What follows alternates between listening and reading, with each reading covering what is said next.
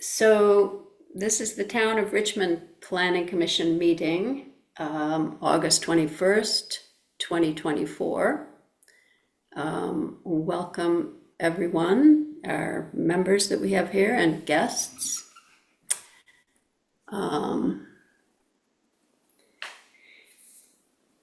we can start right in with reviewing and making any adjustments to the agenda that we wish to make. Does anyone wish to make any adjustments to the agenda?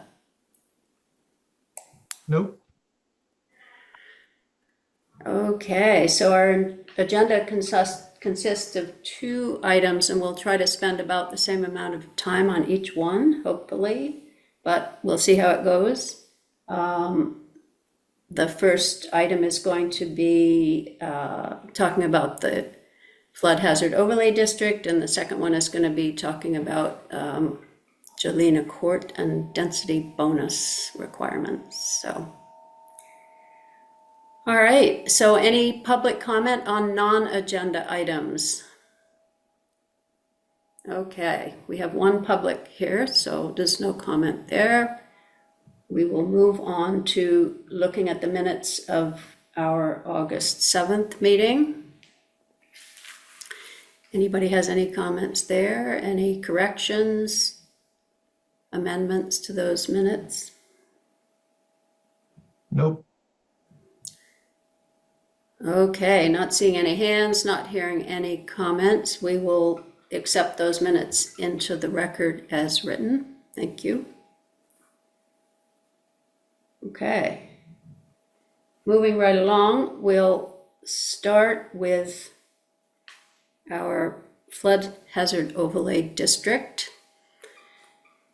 And just by way of an introduction, there was a summit a few months back from the various stakeholders concerning Volunteers Green, and the charge that the Planning Commission was given was to figure out what we could do to the zoning, since the zoning administrator, Tyler, would not be able to let us relocate the play structure up onto the grassy knoll to get it out of harm's way or to get it out of the main part of the flood channel. The grassy knoll is still within the floodway, so it wasn't as if we were able to relocate it out of the floodway. It will still be in the floodway, but at a higher base elevation.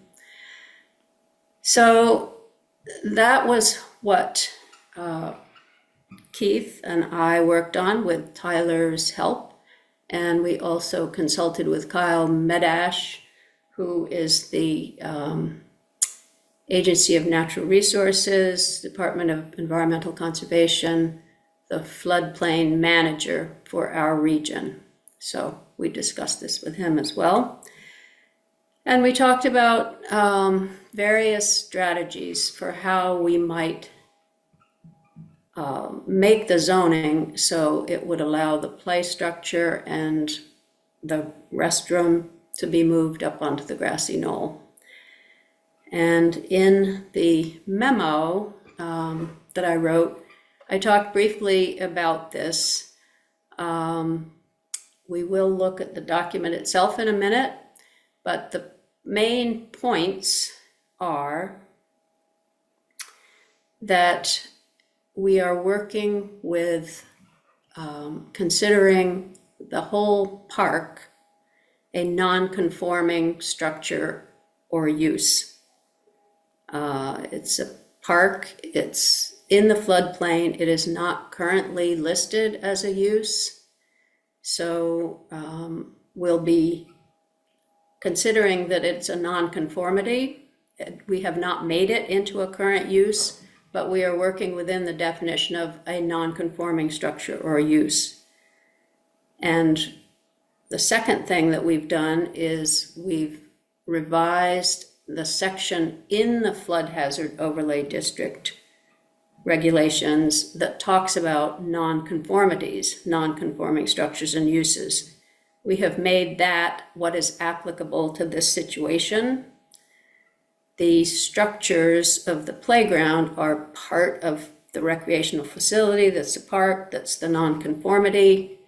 And we have made adjustments to that section that is going to allow us to relocate them somewhere else in the floodway under certain conditions. The second thing that we've done is we've taken out any reference in that section to these regulations needing to comply with section 4.7 and 4.8, which are the general sections about non-conforming uses and structures that apply to the whole of the zoning regulation. So we have divorced the flood hazard overlay district non-conforming regulations from the regulations of the whole document. And one of the goals here was to not affect any of the other sections of the zoning regulations so that we didn't run into any unintended consequences or have to revise a lot of language for the rest of the document. So we've isolated the flood hazard overlay district and its requirements about non-conforming uses and structures so that we could utilize that language to do what we needed to do to move the playground and the restroom. So that's basically the premise, and what we would like to do today is to get everybody on board with that concept. This is basically the language that we're proposing. If everybody is on board with it, we'll go over it once again, make sure Tyler is happy with it and would feel okay working with a request that came into him to relocate the play structure. So, any questions so far? The other strategies that we considered had various issues. Some of the issues were that A, they affected other parts of the zoning regulations. That was one. B was that they might negatively affect people whose property is in the flood hazard overlay district already, if they needed to make changes there. We didn't want that. We were not eager to have new structures in the flood hazard overlay district that were going to increase the flood hazard in any way, because we understand that this is not desirable to make new structures that are going to cost money, that are going to need maintenance, to put them in the way of the floodwaters that we understand we will have more of. So, if there are no questions, we can look at the document itself and you can see these main areas of changes.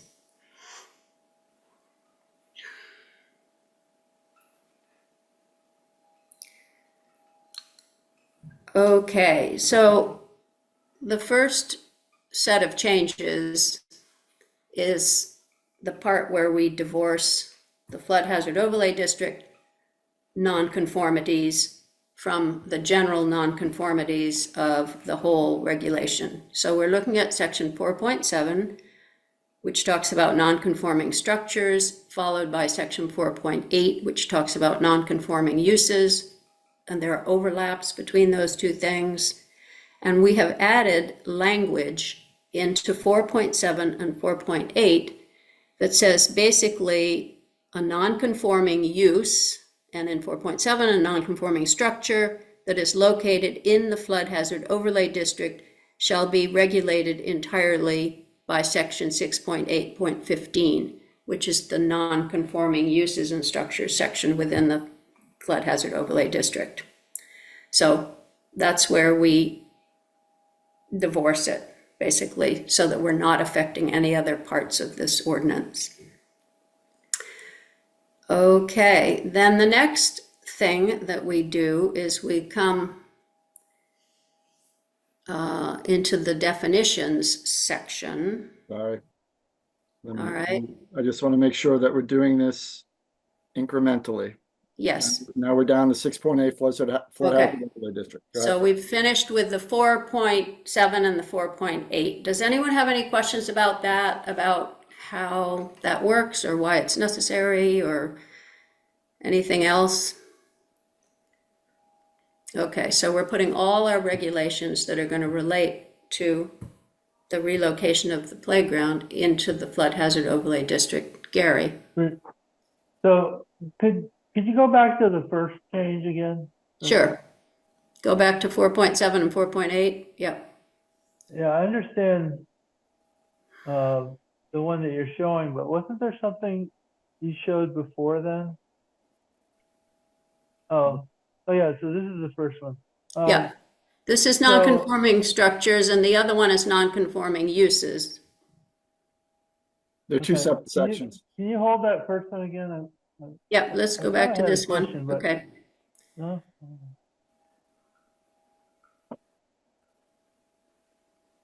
Okay, I'm clear now. I read it wrong the first time. Thanks. And the reason that we had to adjust these is because the language in the flood hazard overlay district said nonconformities are subject to the flood hazard district, but also to sections 4.7 and 4.8.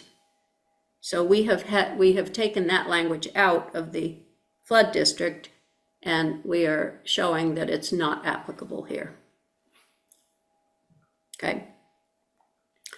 All right, so we come down to the definitions in 6.8. Now we're just entirely focused on the flood hazard overlay district. So one change that we've made that is somewhat relevant is to get rid of the category of minor accessory structures. All accessory structures, whether they're minor or whatever else they might be, if they're accessory structures and fall under the definition in this section of accessory structures, which is structures that are incidental to the principal use, they all fall under it. And we kind of worked through this with the zoning administrator because he felt it was unnecessary to divide them up into some that were bigger and some that were smaller. And basically the development standards relate to any accessory structure, so that it was not necessary to have a minor accessory structures.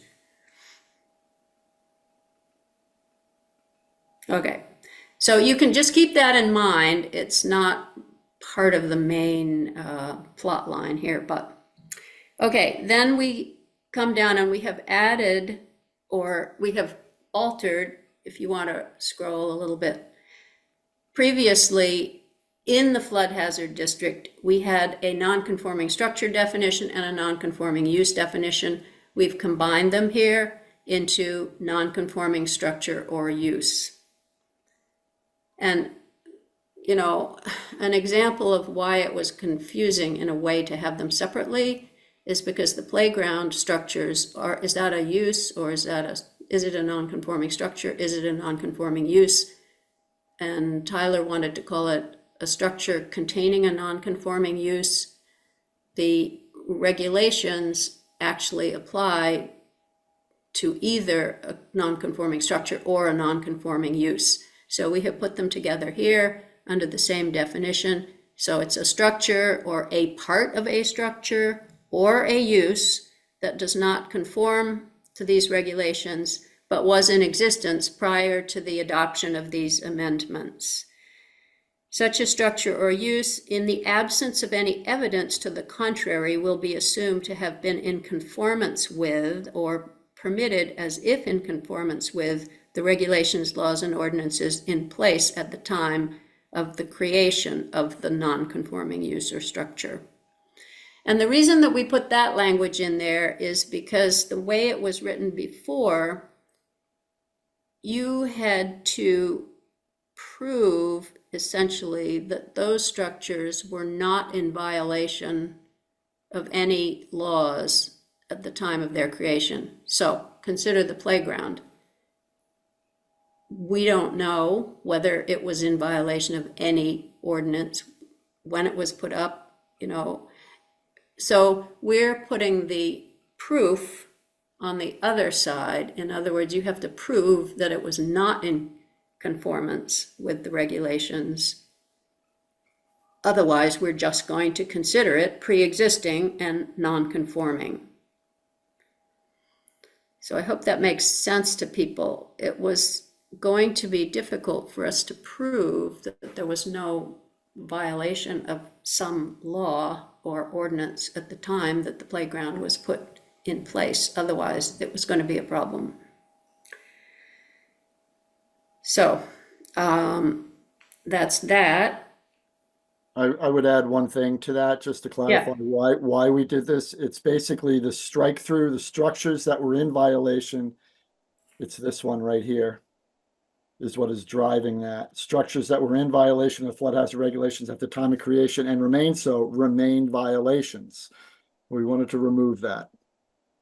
Because the only cure for a violation, if it was in violation, is getting rid of the structure or use. So we are saying we're going to consider that it was not a violation unless you can prove that it was a violation. Yep. Okay, so that is that. Then coming down here, we also have under structures, we have struck the word existing structures. And I actually, in going back and reviewing this, I have a comment about existing structures, but I'll bring that up later and we can come back to thinking about this a little, why we took it out or why we should or shouldn't take it out. This is, you know, in the definition of nonconformity it is pre-existing. So everywhere where we say it's a pre-existing nonconformity, you don't really need the word pre-existing. That's part of the definition. Existing structures is the definition of it is in here. It's okay, kind of the way it is, but I think it can be written a little bit better. That's the only thing I want to say about that right now. Whether we need to strike it or not I'm not sure whether we do or don't. So you can just think about that a little bit. All right, so we go down further. All this other stuff, we're leaving exactly the way it is, all the stuff that we've gone through without looking at. So we come down to this, essentially this is what is a use table. It's mainly an activity table. It's not really like a list of uses, but anyway, it's what functions that way here. And we got rid of existing minor accessory structures and new minor accessory structures because we got rid of the definition of minor accessory structures. The definition of minor structures, there was a size component to it, and it also said that they represented a minor investment, which there was no definition for that. That's a very subjective thing. What's a minor investment? That's why we got rid of them. We're putting them all in the existing structures category. So that is one thing. Basically, they're not permitted in the floodway, the new accessory structures. They're permitted in these two columns in this table. The first column refers to the part of the flood hazard district that's not the floodway. So the flood hazard district has been separated out. So it's like what's outside of the floodway, but still in the floodplain. That's why we have the two columns here.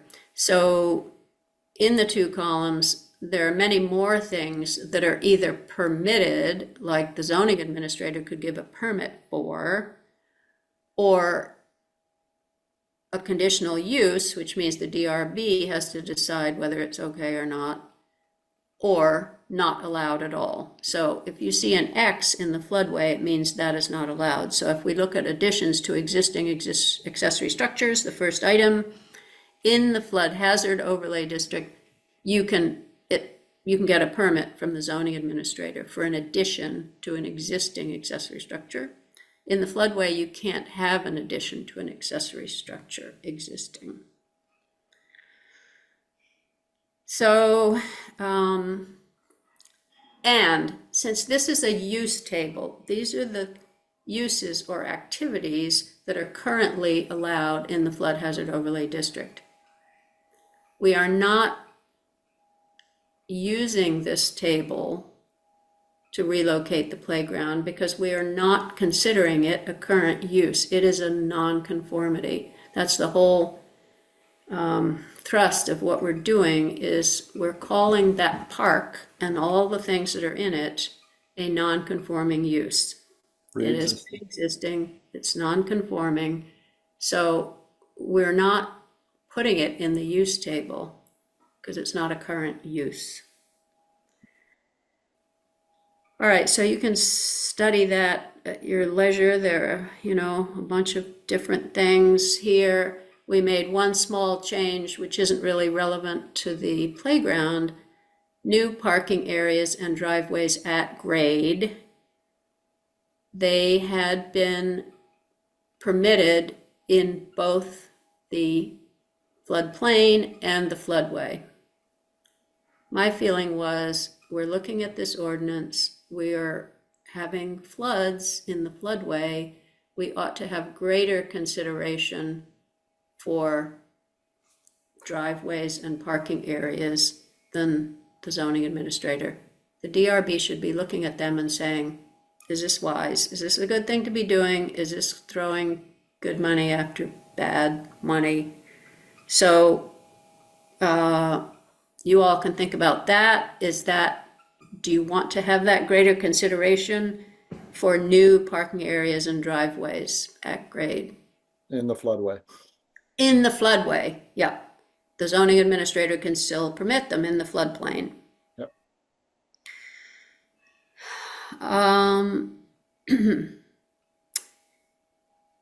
So if at the end of that page, just if you go up a little bit there, where it says new, the bottom of this page here, which doesn't have a number on it, but it says new fill as needed to elevate an existing principal structure.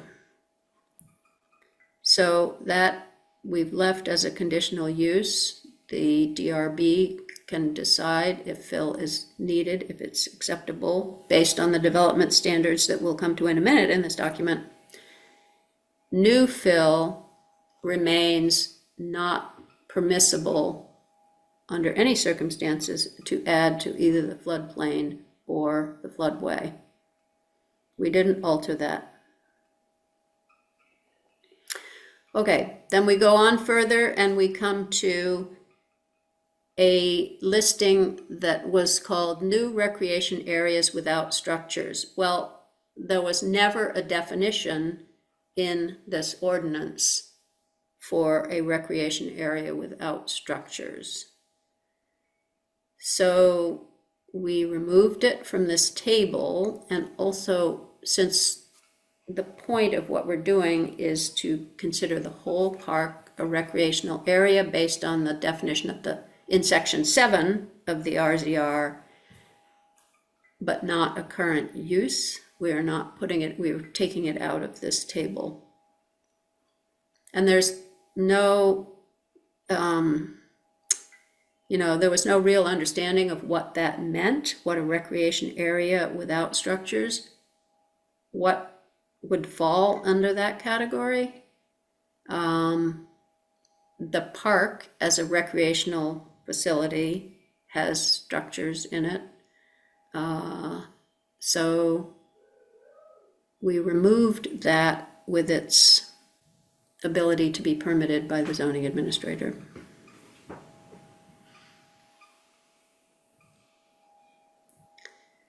Bob. Yes, hello, thank you. And I have first I just say thank you for these revisions. I think it obviously is very thoughtfully done, and I appreciate that. And I have a comment or two. This one's a pretty small one.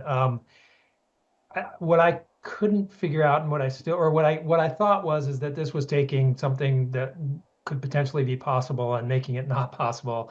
And after what you just said, I'm not sure if it's still possible through another venue, but I'm just thinking of all the ways land may come available to the town in the future in the floodway, or maybe even just the floodplain.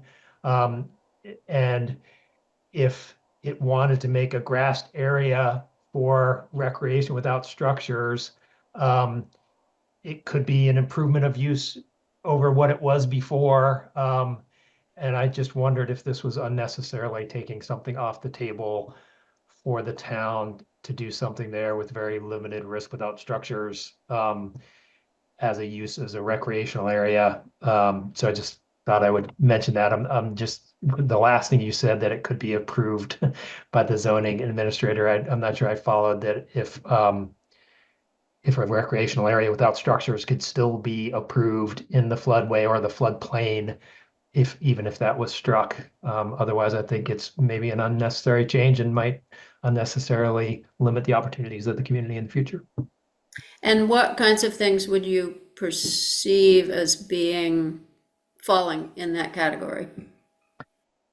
I mean, even if it were just an open grassed area for people to throw a frisbee, have a picnic, if it were not in the floodway, but in the floodplain, could they put temporary soccer nets up in a place that was used to have a house on it and got, removed because of flood concerns and became town owned? And I don't know, but it just seems like the risk is pretty low if there are no structures, and it would be, and I could see maybe not having it permitted, or, if you wanted to turn it into conditional use, but I don't know if I can come up with all the examples that may come in the future. Mm-hmm. Okay. All right. And, I mean, if you do anything, if it's left in the use table to become a current use, obviously you would have to define it in some way.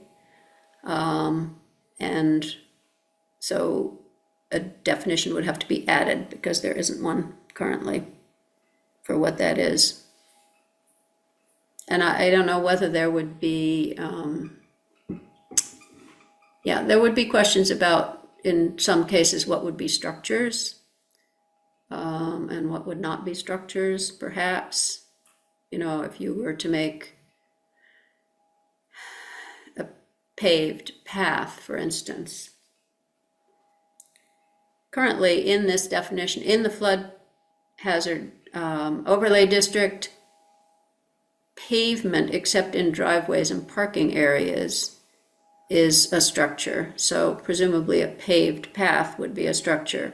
A natural path with no pavement that's just cleared vegetation possibly might come under that category. So we can think about that. People could think about that. From an administrative point of view, we wouldn't care. There's no structures. I mean, we're not going to stop somebody from throwing a frisbee or walking. So I'm just a little confused at that, to be honest with you. So You're not going to violate somebody for throwing a frisbee or for, setting up on their property a temporary net or anything. That's not what we do. well, that would be on people's own property. I think maybe, Bob, you were talking about the town acquiring it and it becoming like a public recreation area without structures. That's more of what I was thinking, and just kind of recreational opportunities that don't involve structures. And would there be a need for the town to define what it's using that area as, and if it's recreation, that it's not allowed? I don't know. I can't say I understand everything this line means or doesn't. But Right. it just it seems something without structures used for recreation seemed like a pretty low risk. And striking it from the floodplain, as well as, in addition, seemed maybe unnecessary, but it's not I don't have a strong feeling, just thought it might be unnecessarily limiting future opportunities for the community that might not be necessary for the task at hand. Okay. All right, Mark, thank you. Yeah, I would interpret that striking that line out as removing any regulatory oversight over recreation areas without structures, which I'm in favor of, obviously. I mean, that makes sense. It to Keith's point, why would we get upset about somebody playing a frisbee? I think it should come out, I guess is my point, and that a recreation area without structures is of no impact to the flood area and shouldn't be regulated. So it's probably a good thing to have removed. Okay. Anybody else have a comment about this? All right, well, we can think about that a little bit more before the final, think about what other implications it might have, or consequences or unintended consequences. Mark, do you have another comment, or is that the same? Yeah, actually, I do know. Okay, yes. Since we're in this uses table, I just wanted to highlight or explain the new minor accessory structure purpose. Mhm. That size 500 square feet or whatever it was, that was intended to be used as a way to allow picnic tables, other types of things like that that somebody might want to set up in the floodway. So arguably, depending on, I'm still a little confused about the zoning office's interpretation of structures versus permanent structures, and that interpretation of whether, is a picnic table that's secured to the ground a structure, but a picnic table that's not secured to the ground not a structure, in which case a trash can would be a structure, or trash cans like the ones that are in the park now, that sit on a post and are driven into the ground. That's now a separate structure that has no permitted allowance, because we're grouping it all under accessory structures. Keith, did you have something to say about that? Yeah, I mean, that answers the question why there was a 500 square foot limitation on there. Thank you, Mark. I was scratching my head on that one, to be honest with you. So, right now, if there's a picnic table or a garbage can or whatever in there, and we do pass this extensively, well, that's existing and pre-existing and will be allowed to continue. But if Sure, but what if we decide it would be a good idea to have another trash can add another, yeah. or another picnic table, and it's not allowed. Yeah, I don't disagree with you on that, but I think that's, to me, from an administrative point of view, something that's small, that inconsequential. Are we going to count all our picnic tables and garbage cans now? I'm wondering if that's what we got to go down and do next. I mean, Well, that's what I was wondering. It sounded like the interpretations were that it did apply to minor structures, right. any and all kind. I obviously don't think that's a good idea, but that's the gist of what I was getting from interpretations I had heard coming from the zoning about allowing additional structures. So they're okay so existing, wait, let's go back where you just were, Keith, for a second.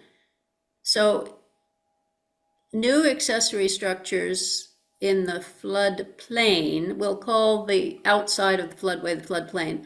New accessory structures, if we lumped all the structures together, accessory and minor accessory, they're just all accessory structures. If you lump them all together, they are permitted in the floodplain, but they are not permitted in the floodway.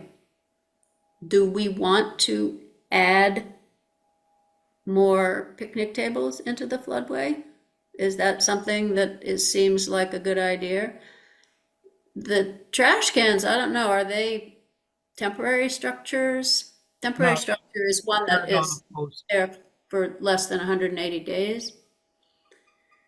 They're there for secured on posts up by the picnic tables that are on the grassy knoll.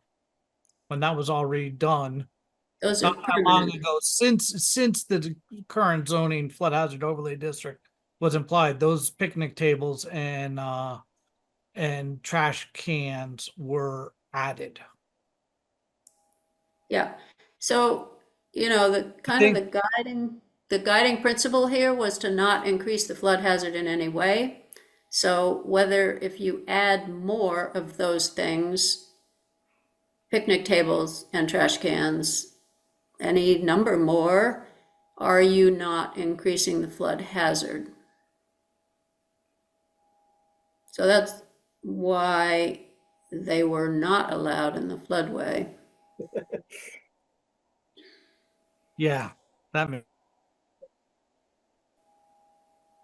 But I understand that you would like to allow them, whether it makes a difference as to whether they're minor or major, I don't know.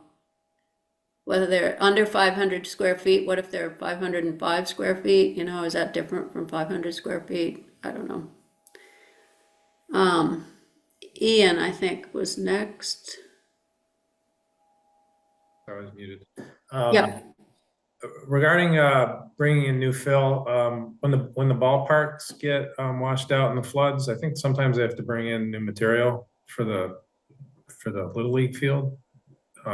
I don't know if that's something that should be considered or if it would just be okay. I think we'd probably consider that maintenance at that point. Okay. Even though Routine it's maintenance. really not. And bringing in a new fill is typically for principal structures, but it's something that I wouldn't have an issue with. Okay. And it's like, I don't know, you pull this string, where is it going to stop? Yep. Okay, it's just something that I hear you. entered my noggin as you were Yeah, talking well, about it. we can just talk about that with Keith to make sure that he would consider that under routine maintenance and whatever.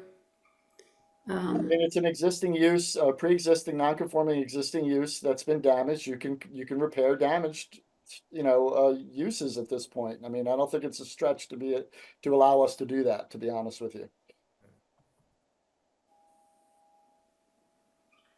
Okay, thank you, Gary. So, I don't know when to talk about this, but I just have some examples I'd like to be clearer on, and I don't know if there's more to go through because I didn't look at the draft, and then Yeah, there's ask my questions later, or. Yeah, I mean, if they're not specific to this table, we should probably go through and do the other Okay. couple of things. Great. Okay. All right, so got some comments there. Moving on beyond the table. So these, like 6.11, 6.12, they're the table only in a text type of form. So since we took new recreation areas without structures out of the table, we took it out of these sections as well. If we want to consider putting it back in, then, we could consider putting it back in to these sections as well. Yeah, I mean, Or- these sections are basically sections of lists of the table, and the table is a section of a table of the list, so it's kind of redundant, but that's why we did So that. we just want to make sure they match if we're gonna, Right. leave them all in here. The way the ordinance is written is not very clear and concise, but just trying to not change too much, we can fix the table and these lists so they look like each other. Okay, so that's all we did there. Going down by the conditional use, the DRB's work. Yeah, heading on down, we didn't make any changes there. Really, the next section that we did anything with, which is the main thing that we worked with in this project is 6.8.15, which is talking about the non-conforming structures and uses, since that's what we're considering the playground structure. So, you know, we say, first of all, that those non-conforming structures and uses will be entirely regulated in this section if they exist in this jurisdiction. And we got rid of the language that says that we were going to also refer to the general provisions of 4.7 and 4.8. And the important general provisions of 4.7 and 4.8 that we thought should apply, we brought into this section as well, instead of just referring out to 4.7, such as a non-conforming structure or use may continue to exist unchanged indefinitely. So that's fine. If you don't do anything to it, you don't move it, you don't alter it in any way. It can undergo normal repair and maintenance without a permit, provided that it is not changed, enlarged, expanded, moved, or altered. So that would be like the baseball fields, I think, getting new dirt, new clay for their running paths. So we're not changing anything, we're just putting it back under a repair thing. This one, number C, basically was taken, from 4.7, saying if it's condemned as a health hazard, then it doesn't make it okay to give it a permit to put it back the way it was as a health hazard. So that seemed good to put in here. And then we come down to the DRB's role, which is doing all those conditional uses. And these are the things that they can do, the DRB. And what we have done here is we have added the word relocation. So the DRB may approve the replacement, restoration, reconstruction, which was already in, this language was already in here, but we have added the word relocation of an existing non-conforming structure or a non-conforming use.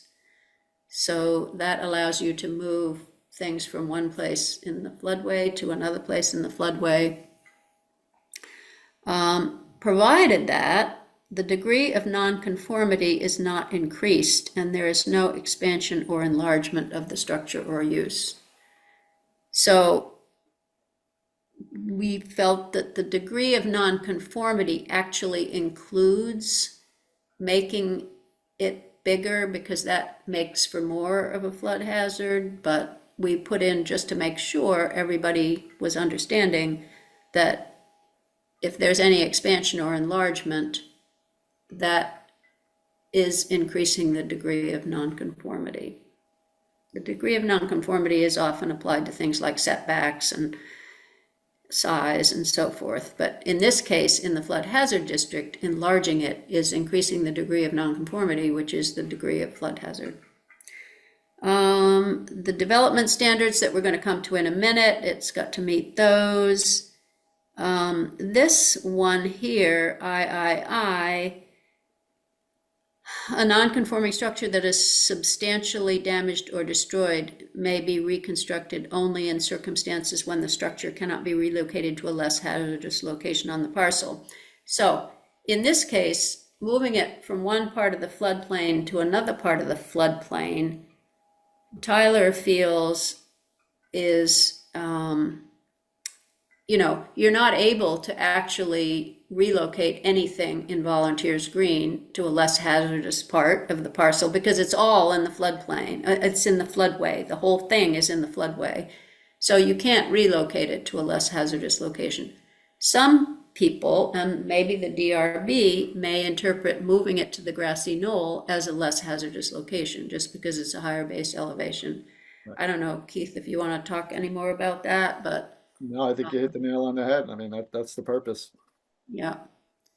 So in the case of moving something, it's not relevant because we can't move it to a place out of the floodway. There isn't one that we can move it to.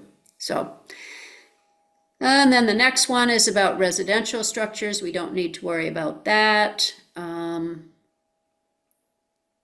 then non-conforming structures, when they'll be considered abandoned, we brought that over from 4.7 and 8. And manufactured homes, we don't have to worry about that in this situation. So we're leaving those the same, the way they were. So that's how we have rewritten section 6.8.15 to allow for the relocation. And this is the wording that was there before. Yep. Bob. So thank you again. And this is the section that I had my main comment. And again, I appreciate the thoughtfulness, and I also appreciate your desire not to change things that would unintentionally negatively affect owners of other owners of property in the floodplain. And that's my concern here, is that before these edits, the section that described what the DRB could approve under a lot of conditions and notice and a public hearing. One of those was, there was a list of repair, relocate. One of them was enlargement. And I don't know all the reasons why that could apply to somebody who owns land in a non-conforming structure in the floodplain, say, not even in the floodway. But that is taking that pathway away from a landowner who owns a non-conforming structure in the floodplain, not in the floodway, from enlarging something. I don't know whether it would, if they were taking a piece of machinery out of a basement and putting it up into a built-on utility room, or I'm not sure of all the reasons why that might be needed, but it is something that a landowner currently has that they would be losing, which might be significant to that landowner. And again, is not even pertinent to the park if it's applying to the floodplain. So I'm wondering if that distinction, maybe that's one way to handle this conundrum, is making a distinction between the floodplain and the floodway. But it seems like a right that is being lost. I would point you to the use table, and I think we discussed this yesterday, Bob, a little bit. And the additions to accessory structures, additions to existing accessory structures are allowed within the floodplain. Okay, they're not allowed in the floodway. And then you can also add new accessory structures under CU, conditional use, within the floodplain, but not in the floodway. So that we haven't changed that. And what if they're non-conforming? Well, they are not. Yeah, well, everything is non-conforming. That is true. But they're allowing you to do that. That's right. That's where we left it yesterday, wasn't it? So, yeah. Well, I So guess is that a conflict? Is that a conflict between this table and the other wording? Yeah, that the DRB needs to do. I need to figure that's where the DRB, after public notice and hearing for section 8 may approve the replacement, restoration, reconstruction, or relocation of an existing non-conforming structure or a structure containing an existing non-conformity within the jurisdiction of flood hazard overlay district, provided that, boom.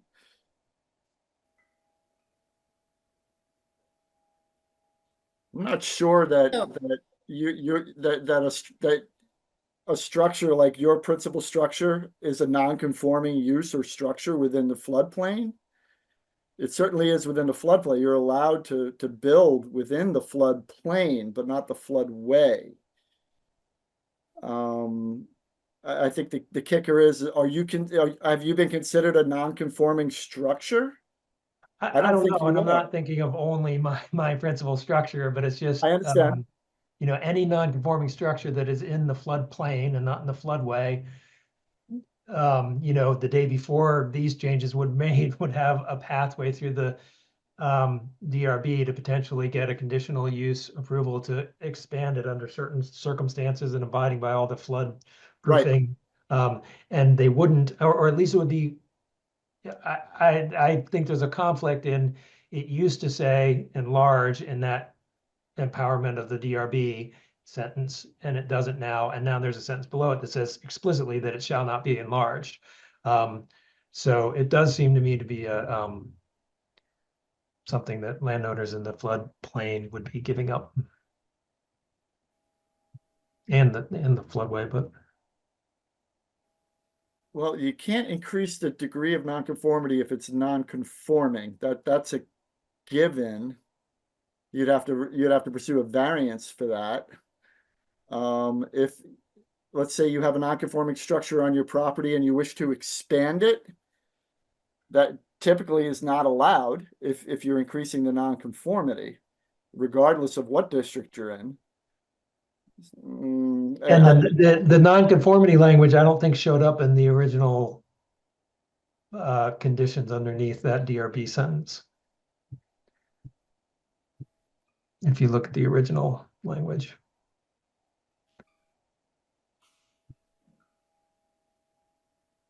So the DRB after public notice and hearing, exit a repair, relocation, replace, or enlargement of an existing non-conforming in the jurisdiction provided that.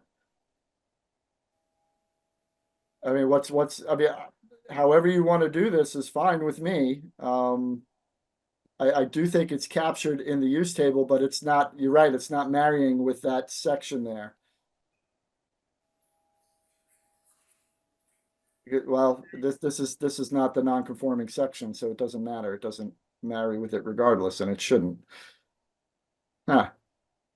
All right, well, we can look at that to see if we need to use floodplain versus floodway language. Yeah, because if it's a conundrum in trying to make it flexible to move things around in the floodway, as long as they're not enlarged, I get that. But if it also links things, if it makes that true for the floodplain where it's not currently, so yeah, just making that distinction may be a helpful way of addressing that issue. Thank you. Okay. Yeah, I mean, since that is the way they're separated out in the activity or use table is by floodplain versus floodway, so maybe Yeah, in the next part we need to think about that. Yeah, it's more. not talking about non-conforming structures though, where this is, and that's, I think that's what I'm True. talking about. Right. Yeah. Okay, so all right, well, we can look at that a little bit more and see what we can come up with. Thank you. Okay, so This is the strikeout here. This is the new. yeah, all right, so we'll look at that more a little bit. Yeah, that's a good point. Okay, so let's see, then we get down to the development standards. And the main section that applies here, well, what's up a little higher than this? Can you come up? Okay, so the Yeah. development standards, and the numbering is kind of weird here, so we've tried to change that, but let's get down to section 6.8.16. All right, the development standards. Mhm. So it's done by letters first, and then it's done by numbers afterwards. Anyway, A little funky. yeah, it's kind of funky. So all development, and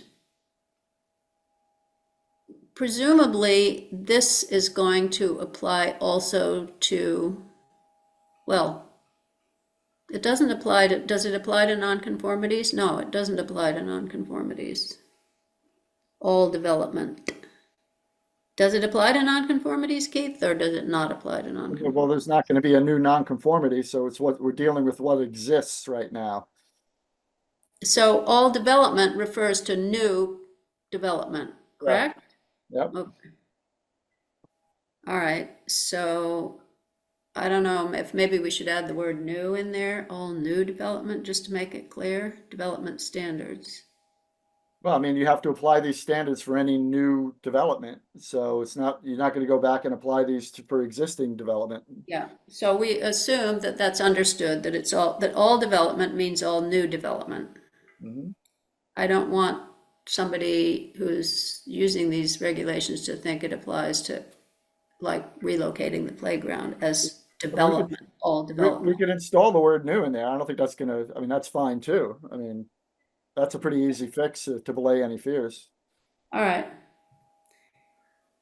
Okay, then we go on to, Whoops, sorry. I'm trying to figure out what's going Yeah. on with these numbers So and letters here, here's A, now we go to B.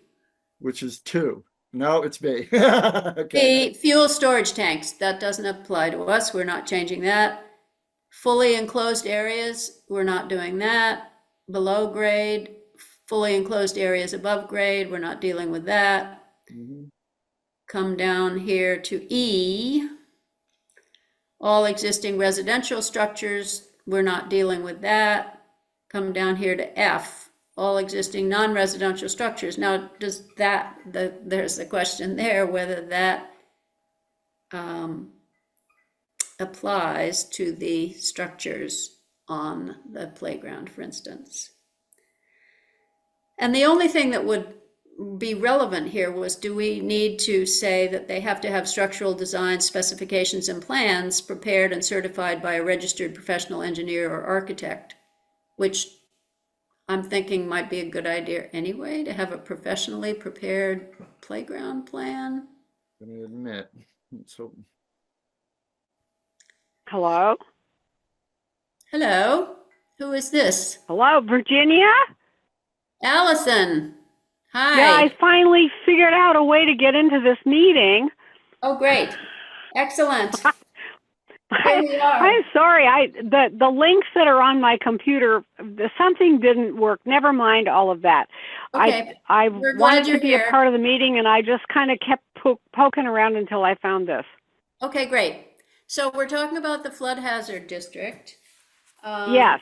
We are talking about, let's see, design we're standards. on page 19 of this document, which is unnumbered, but that's what we're talking about. Section 6.8.16, if you want to go there. 6.8.16, we're talking about these things. So, I don't know if I've got that right here, but anyway, what's it Okay. about? all existing non-residential structures to be substantially improved or replaced, and all additions to non-residential structures. Do we think that this is going to be applied to the playground structure that we wish to move? And is it going to require it being prepared and certified by a registered professional engineer or architect? I don't know that it is or not. We lost Keith. Well, right off the cuff, I don't know either, but I'm listening. Okay, good, yeah. And then G is all, well, that's all new accessory structures. This is not going to be a new accessory structure. So Right. F, Keith, do you think F is going to apply to moving a non-conforming structure around? Yeah, let me work through this. Okay.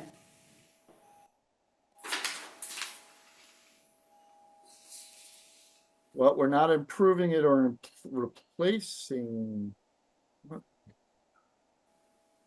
A non-residential structure, which would be, let's say, let's just use the bathroom as the example. Okay. All existing, that would be a non-residential structure to be substantially improved or replaced, and all additions to non-residential structures shall be reasonably safe from flooding.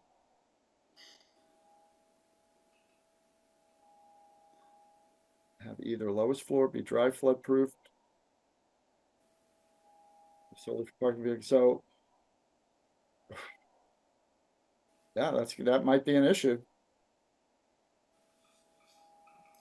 Yeah, so if that's going to apply to structures, let's say the restroom, then the restroom would have to raise the lowest floor to a minimum of 1 foot above the base flood elevation, presumably, Mhm. and have a plan by a professional. That's the way it's written. Yeah, So unless we somehow define the structures that are in the recreational facility of the park as being somehow different, this would probably apply. So Mhm. we have to think about that, I think, a little bit more.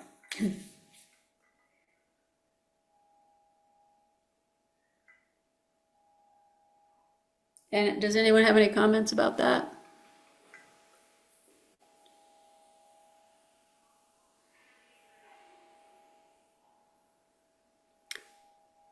And whether we could do that through section 6.8.15, which is the non-conforming uses and structures section, or whether we would have to do something here with it, or whether we think that maybe it's a good idea to have this in here. Gary? So, if you're looking at it in terms of the bathroom, and you're gonna say, well, look, you have, I don't know the dimensions of that building. Say you have 500 square feet there now, and you can't build any more square footage, and you raise the elevation, so you're gonna have to create ramps to get up into it to make it handicap accessible. You're gonna use up, you could, wherever you put it, you're gonna use up some of that 500 square feet just in ramp. So, Yeah, so you might have to I make the think- restroom itself smaller. yeah, You'd also have to So- bring in fill for that too, which would, if you gotta bring it up to 2 feet above the elevation or 1 foot. I, for the ramp at least, yeah, yeah, yeah. And then in terms of playground, it's moving it. Somebody pointed out to me early tonight that like all the playground support pipes there are bent. So to me, it's unlikely that that playground will actually be reused. It'll be Right. It could be it'll be a- replaced. It can be replaced with one of the same, and Tyler is considering the size of the playground to be the footprint. Okay, it's an issue. So okay, the footprint is the chip area, presumably. I mean, you could either define it as the whole chip area or the chip area under the structures itself, but right. Did so we get so any it's- clarification on that? What he's interpreting, so therefore we can tell the the 3 parks how big that park can be if we do allow it to be moved up to the knoll?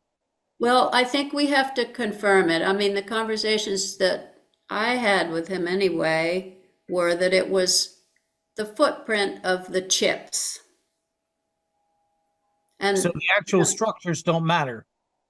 so We the could put a but you brick have house to, up there on the chips. But well, you have to have a certain area outside the structures of chips.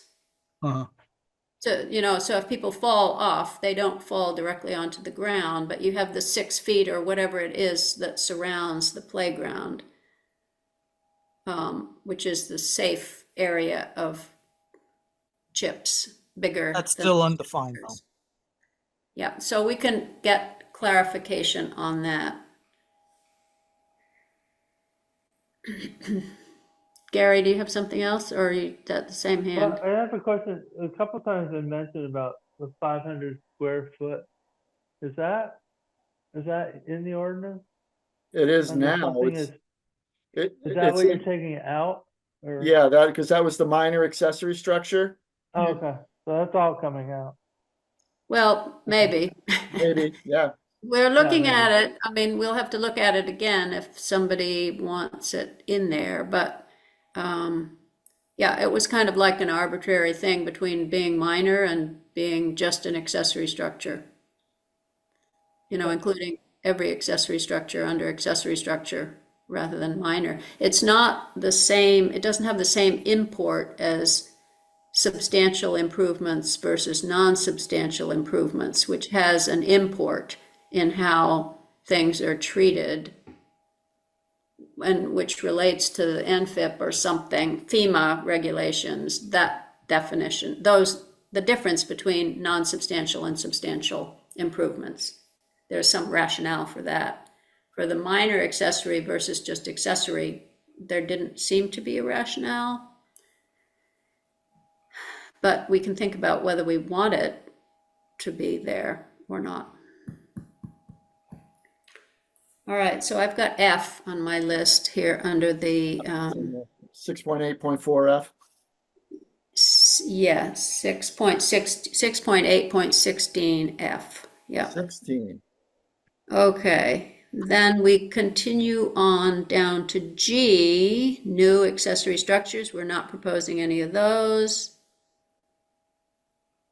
And that language was in there twice, or two, maybe three times, so we just took out the extra times that it was in there. And we took out the one about the minor accessory structures, which were the same criteria, which is one reason we took out the word minor accessory, is the development criteria are the same as just for any accessory structure. Yeah, this could be potentially some language that we could use for that issue we have with 618, with 6816F by stating I don't, you know, maybe, you know, recreational structures representing a minimal investment need not be elevated. I'm not sure how we'll craft that, but there's got to be some way that we can do that. Right, I mean, saying a minimal investment is problematic because your minimal investment might not be my minimal investment. That is, yeah. That's kind of a problem. Yeah.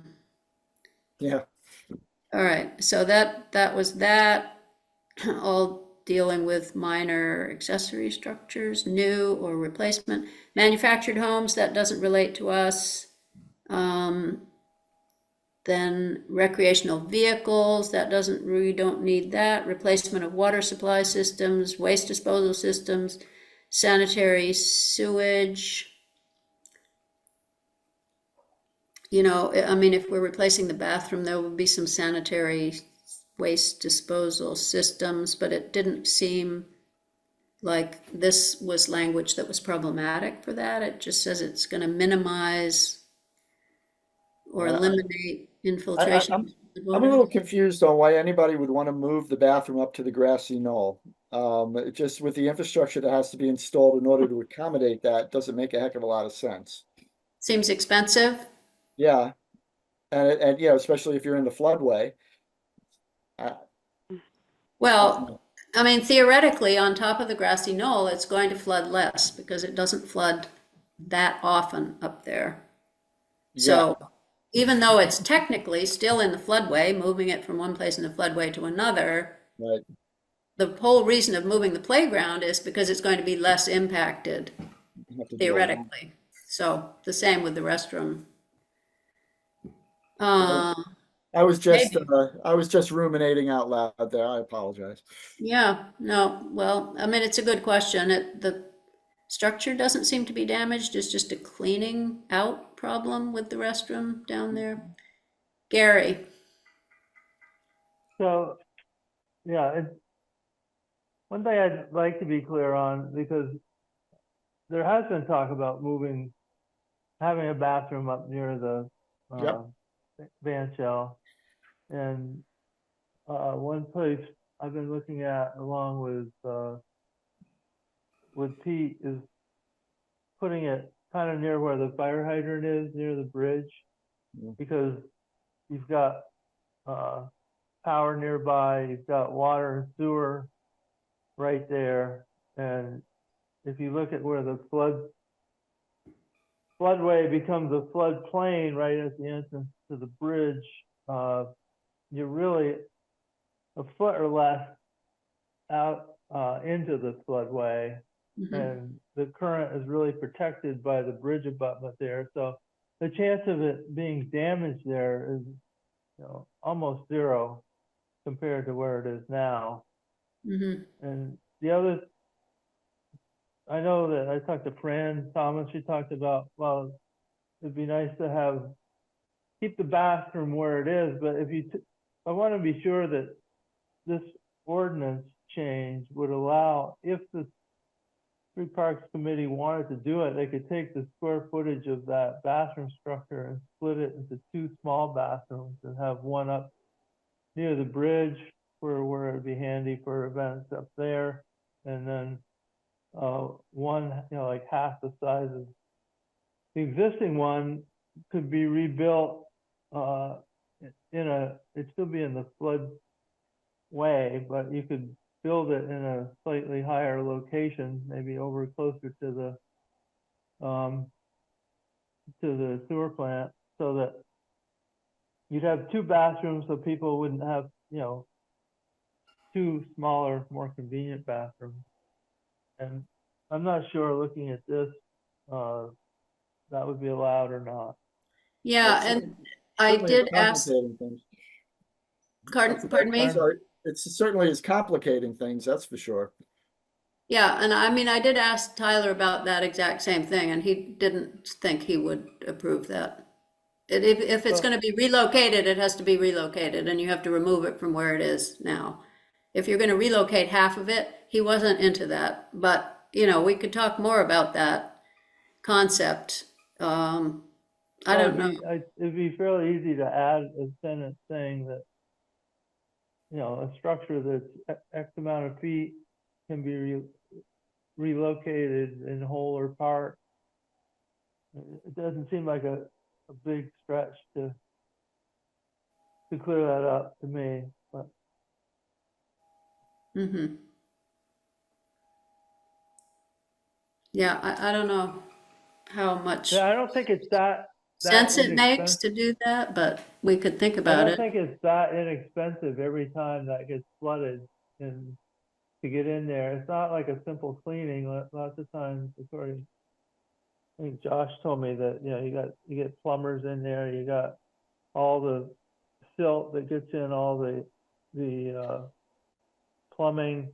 If you can do something that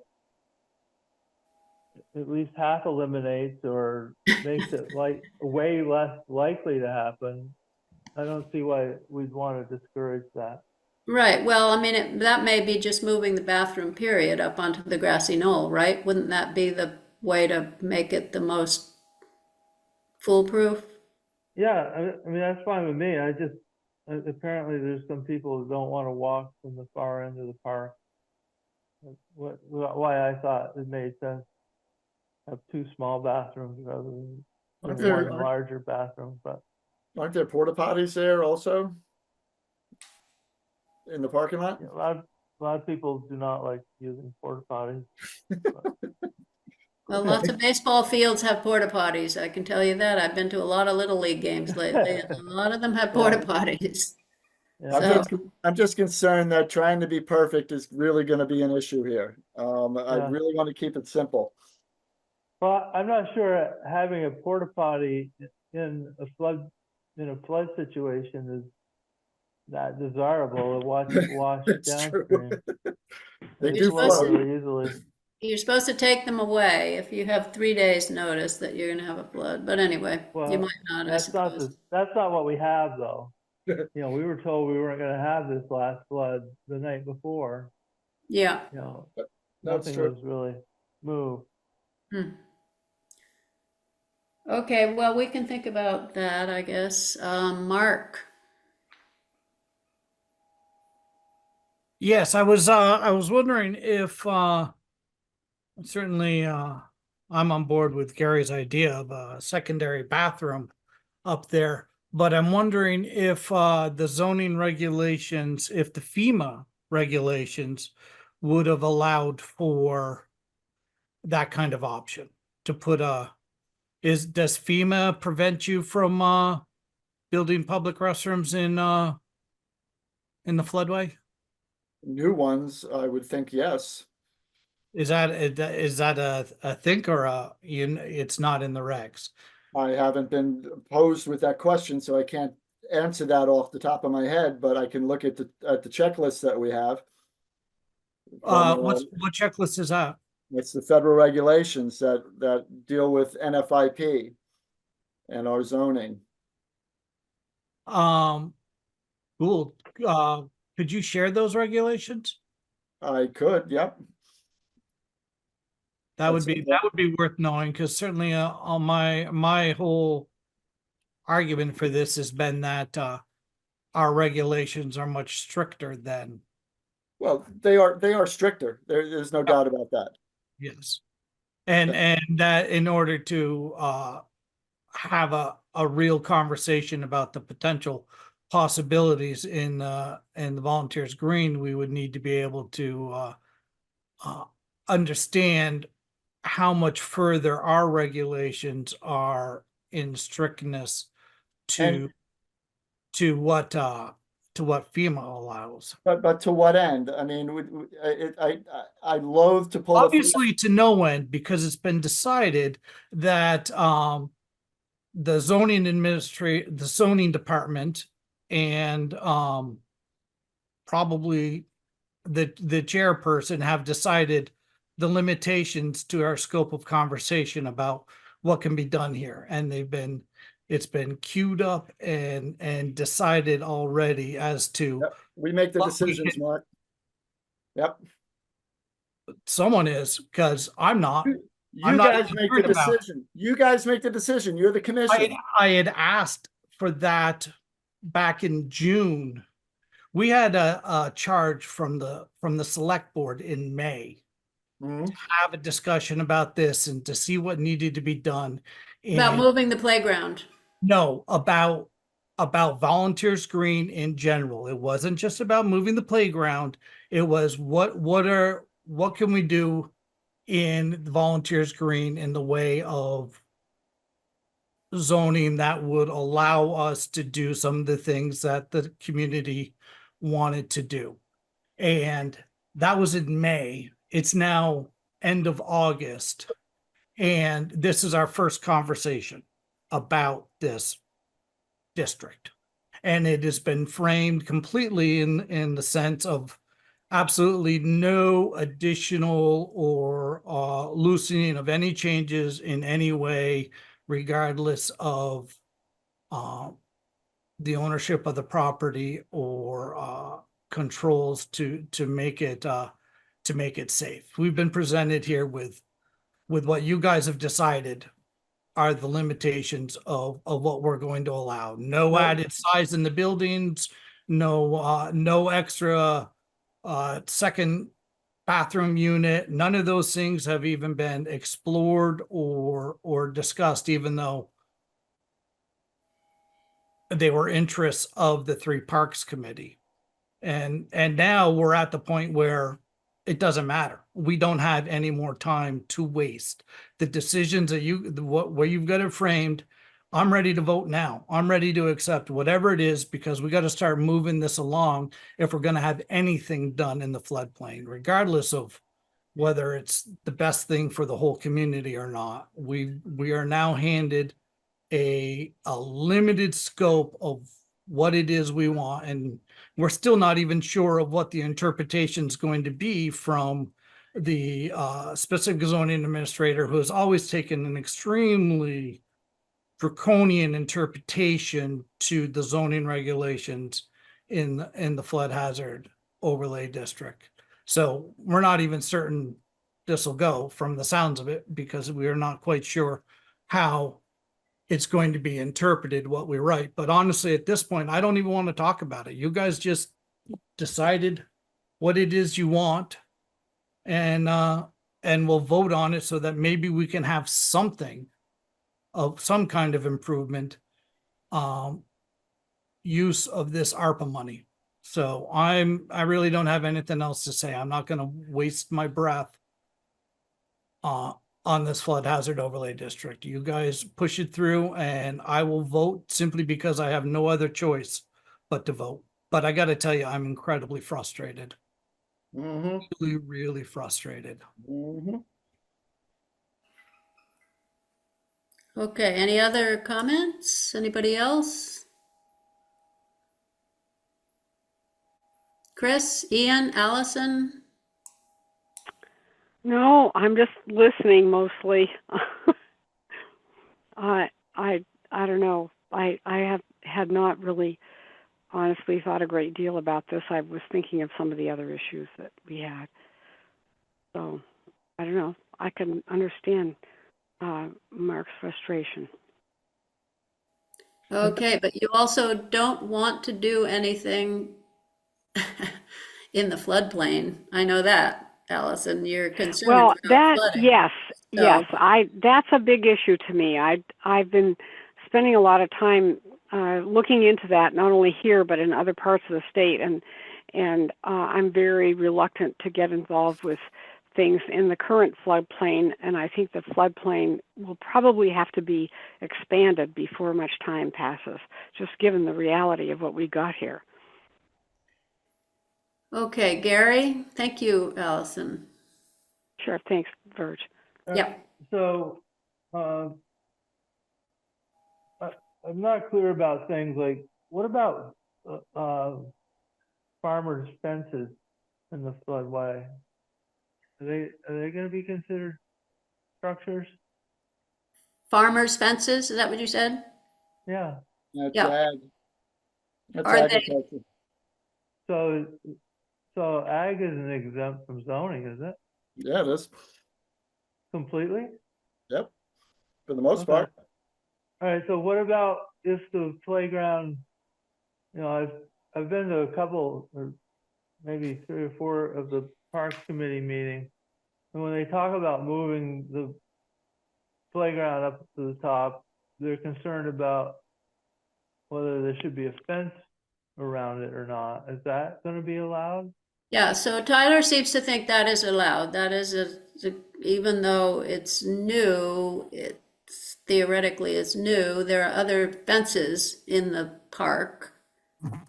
And, that's another thing that we should double check with Tyler to make sure before we put anything through, because it's gonna have to have a fence.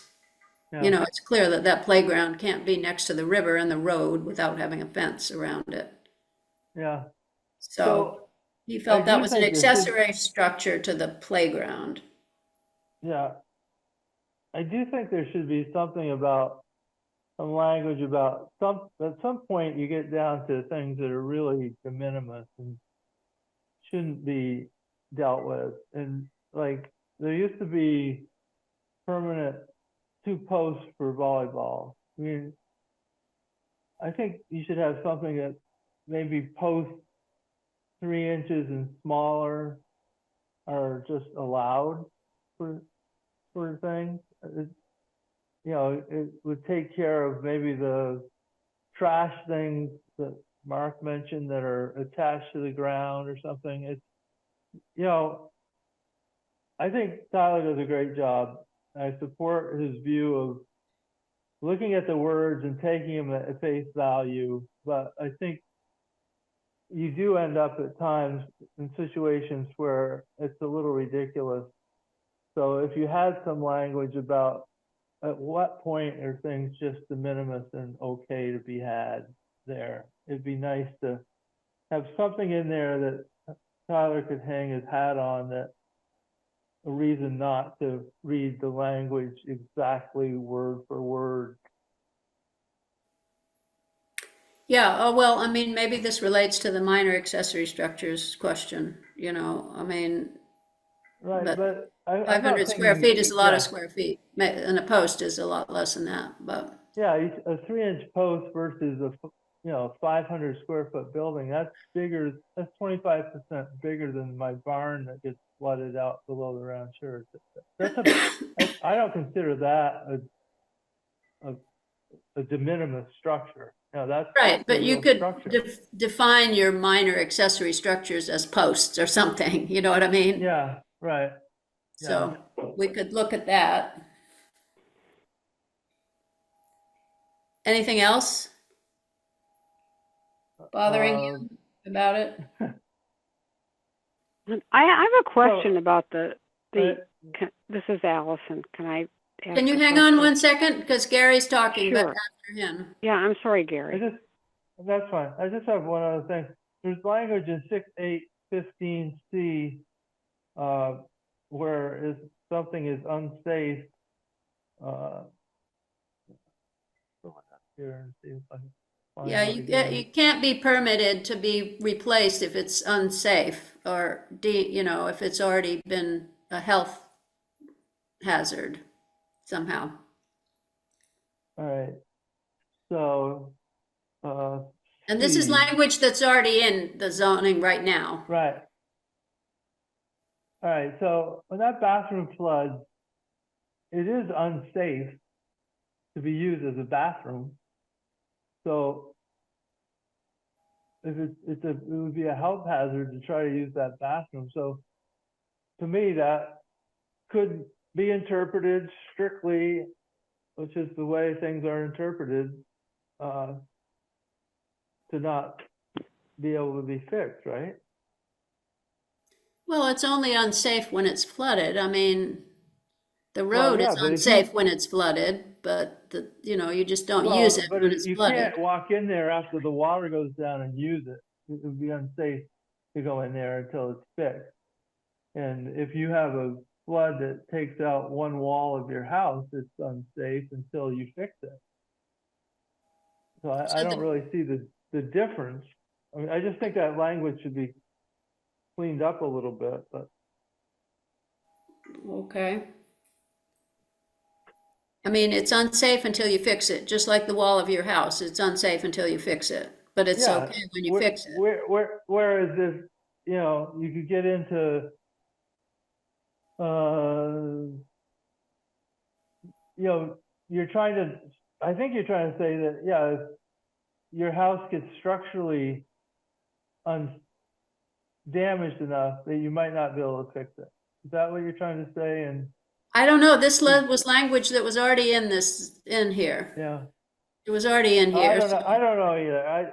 yeah. I'm just pointing out that maybe you should take another look at it just to make sure it's saying what you hope it says. Yeah, I mean, what I assumed it was saying was if it's already been deemed a health hazard, you can't just get it permitted to be safe. Now, even if it's a structure that you're supposed to be able to just get permitted, if it's already Yeah. unsafe, then you can't get it permitted. But we can look at it and see if that needs to be changed. I mean, there are many things about the ordinance as it currently exists that are either ambiguous or, like this, what does it actually Right. mean? So, Yeah. So I just don't want it to be interpreted that, well, the health officer might look at the bathroom and say, well, this is unsafe to use right now, not because of structure, but because of plumbing issues. And then it gets interpreted by the zoning administrator that, well, therefore, I'm not going to let it be fixed. yeah, okay. Well, we'll look at that in our revisions here. Allison, you had something? Well, and only just in general, and Gary, I wish you the best of luck. Really, I guess just in general that I have a concern that and I've heard that a number of communities around the state are revising their regulations to have like the flood district is being expanded because it has expanded. What they're trying to do is to make the regulations reflect what's actually there. And we've got, in this past 2 years, we have some things that have never happened here before. And I'm just kind of concerned about that in general. And I'm, I don't know. I don't have any great plans to offer or great ideas to offer, only mainly a concern about people investing money and investing their efforts in something that may end up just having to be changed because Mother Nature has changed. That's all. That's not very useful. It's just something that's on my mind. It's bothering me. Okay. Yep, flooding is happening. All right. It Bob? is. It Yep. is. And I know, I guess some of this I know, Virginia and others, is because so many people in town visit my pool, and I Yeah, hear their struggles. right. You know, each Yeah. individual Well, family. I just hear this. It breaks my heart. right. Well, this is one reason we don't want to put new things in the floodway because of the expense and whatever. Bob? Yeah. Um, yeah, just one thought if it's helpful. It occurred to me that the thing about the health hazard followed I think it existed in 4.7 first, and maybe was brought over here, and it was right next to the statement of non-conforming structures may continue to exist unchanged indefinitely. Mhm. So I had interpreted that to say, this is not saying if something is unsafe and declared a health hazard that it can continue the same Right. way indefinitely. So Yep. in case that interpretation is helpful. Okay. Mhm. All right. And do you have any thoughts in general about the approach? I appreciate that is more focused to the questions that were being proposed. And I think it's a thoughtful approach. And with those exceptions that I and others pointed out about just making sure it doesn't change things for current owners within the floodplain, I appreciate it. Okay, great. All right, so we'll leave that there and we'll look at these points that were raised and talk some more to Tyler and then come back with it for our next meeting, which is in early September. Okay. So I think we'll move on to our next agenda item, for which we don't have very much time, but we'll start on it anyway. All right, and this is the work for revising the Jolena Court zoning district.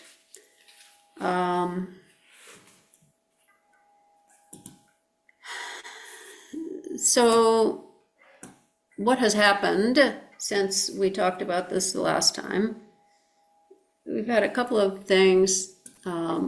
I had a long conversation with Alex Weinhagen, who's the planner in Heinsberg, about their experiences with their density bonus situation, with their inclusionary zoning. He explained the situation that Heinsberg went through back in '08, where they were expanding, they were making their growth area twice as big. They had a very robust conversation with the community. The community wanted, in this conversation, it came about that they wanted to have some controls over development. It was a long process of several years before they got to the point that they got to. And they had made some changes to their town plan, which specifically led them towards inclusionary zoning. And I'm bringing this up because this has been brought up here about inclusionary zoning. And his feeling was that in our situation where we didn't have that specific language in the town plan, we have general language that supports affordable housing. We didn't have specific language talking about inclusionary zoning, which is mandated, obviously. That he thought that the density bonuses optional concept was probably the first step in that conversation, and that as we come to rewrite our town plan, that we put very much more specific language. Taylor Newton has also said that South Burlington and Williston and the towns that have inclusionary zoning, the few towns, they have much more specific language in their town plan about supporting inclusionary zoning as a strategy. So that was one thing that happened. This looks to me like a longer conversation than we have time to do right now. with what's on the table in front of us.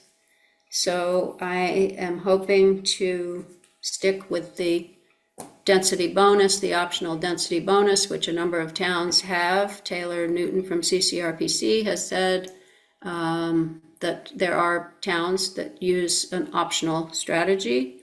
So that I'm hoping to start there. That's one thing. The second thing is, it seems like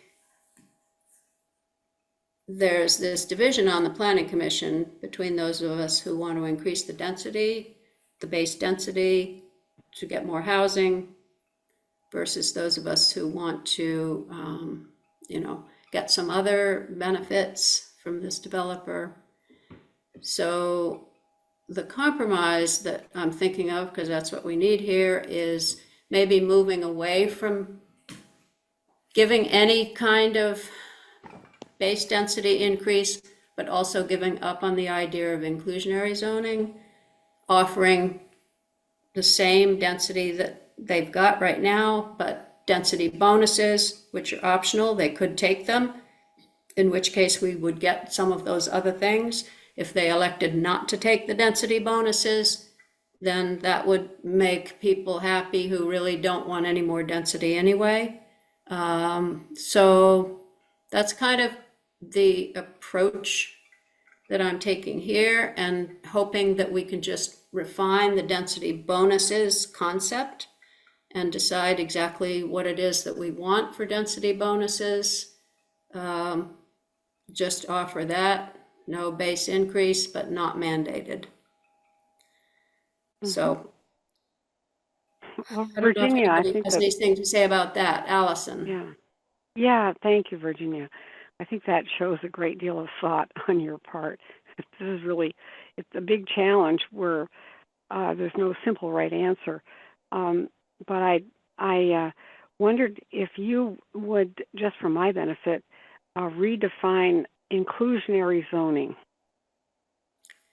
So inclusionary zoning is mandating that some percentage of either rental units or for sale units in a housing development be affordable by the I see. Okay. formal definition of it, by the state's definition of it. Yeah. So it's requiring Okay. it. It's requiring that there be some affordable units. Now, one thing that has happened in the last year is that the state has come up with a mandate about affordable housing, which is the affordable housing development portion of Act 47, which I included in the meeting materials this time so you could see it again, which is statutorily available to Buttermilk if they wish. Most inclusionary zoning, maybe all inclusionary zoning, includes some incentives for the developer to make it financially feasible for them to actually do inclusionary zoning and have some affordable housing. There have to be some carrots, so to speak. So the affordable housing development mandate from Act 47 says that if you make an affordable housing development, which they define as being something with 20% of the final number of units being affordable, then what you get for that is a 40% increase in density and up to and including one more story on your building above the maximum number of stories that are allowed in zoning. So in the meeting now, is materials. that a law? Is that now a law? Yes, that's the law. Yeah, okay. Yeah, That okay. is the law. Yeah. So technically, Buttermilk could take that approach. So in the meeting materials, my second bullet says, well, what would this mean for Buttermilk if they decided to take that route? If they decided to make 20% of their final number of units be affordable, So what that looks like is if we said that what they really wanted was 45 units in building number 2. Because the reason I used that number is because that is what they put on their rental revolving loan application as what they Yeah. wanted to put in building number 2, 45 units instead of 31. They wanted 45. So if they took those 45 units that they created, plus they would have to add in the units from building 1, which were 14, since the whole project is one development, they would need to come up with 12 affordable units. And what they would get for that would be a 40% density bonus, which would amount to a total of 59 units. You could scroll down a little bit, Keith, in that document. People could read along here. So, okay, that's good. The 40% density bonus would take them to a density of 21 units per acre.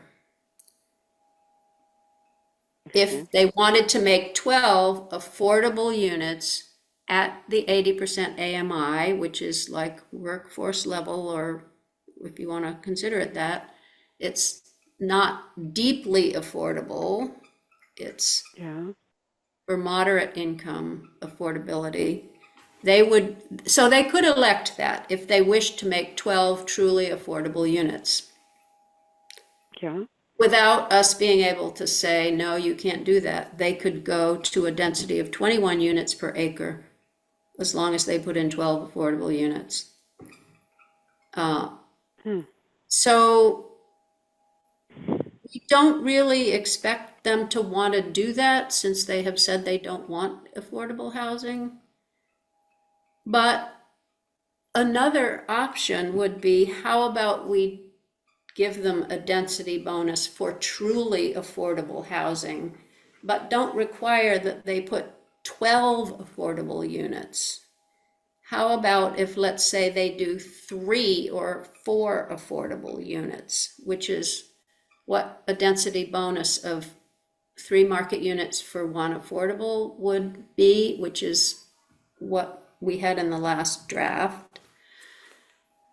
So that would be a smaller way to do. Say they don't want to do the 20%, they don't want to do the statutorily allowable thing, but we want to say, okay, we're going to require, or we're not going to require it, but we're going to offer it. We're going to offer you 4 market rate units if you put up 1 affordable unit, or 3 market rate units if you put up 1 affordable. So if they put up 3 or 4 affordable units, then they could take the density up. They would get an additional, 14 market rate units approximately. And I think that takes them to a density of about the 20 or 21 units per acre. So that would be something that looks like the statute. It's based on the statute, only it's less demanding than the statute, because they don't have to put up so many affordable units, because they're a small project. They can't really, it's not a large enough project. Whether it's incentivizing enough, I don't know, to get 3 for 1 or 4 to 1. This is something we're not going to find out until we do it and see if they bite or anybody else ever bites. And something like this. Oh, go ahead. I'm sorry. Yeah, no, go ahead. Ask your question. Yeah, I just wanted to know if something like these units or the density bonus and the stuff that you're talking about, is there an example of that in any of the nearby communities? Well, the only thing that Taylor Newton at CCRPC said, that there are examples of this out there in the world, but you have to make sure that you allow for projects that are large enough for it to be financially feasible. He didn't know what that number was, what's large enough, what, it's probably different for different Mhm. situations. So that would be one thing that we could do. We could have a density, just a straightforward density bonus for Yeah. affordable, truly affordable units. And the Mhm. carrot that would make them want it is they get these extra market rate units for putting up an affordable unit. So 3 or 4 units is like about a 5% affordable housing situation. That statutory one is for 20%. You have to have 20% be affordable. We don't think they want that, but how about if you only have to make 5% affordable? Do you want these extra units? So that's one possibility. That was my second bullet point. Then the third bullet point is, how about, or maybe my fourth bullet point, we could have the different kinds of density bonuses, that we've talked about. Like you could mix and match. You could get one affordable unit. If you put up one affordable unit and you gave us 5 parking spaces or some number of parking spaces, you could put up one, if you put up one affordable unit, you could have 1 or maybe 2 market rate if you put up a senior unit, for instance. Yeah. This is a little more complicated than just saying it's straight for true affordable units. The town would have to manage that program. There would have to be paperwork that certified the income, because it's income sensitive, true affordable. That's sort of the density bonus options. Kind of the easiest one is just have one kind of thing that's offered as a density bonus. If you want to have several different kinds of things, like the senior units, the parking, Yeah. the inexpensive market rate, if you want to call it that, or income sensitive units, you could have a lesser number of market rates as a reward for that. So, I guess what I would like to get, the point I would like to get to today, if we have just a few more minutes, is, can we make that compromise?